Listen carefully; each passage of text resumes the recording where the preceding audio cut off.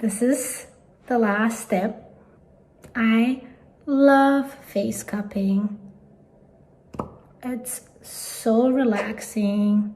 It's amazing for plumping the skin. I think it's also another great way to shrink your pores and just help those tiny fine lines around around this area, and here and here. And then sometimes I actually like just putting them here because it creates like this little bit of a lift, and I actually feel like it trains the muscle to stay up here. So it's kind of like a natural brow lift. Your muscles are actually very moldable, so if you keep doing this, I swear you'll notice a change. I personally did. I know I look crazy right now. And that's it.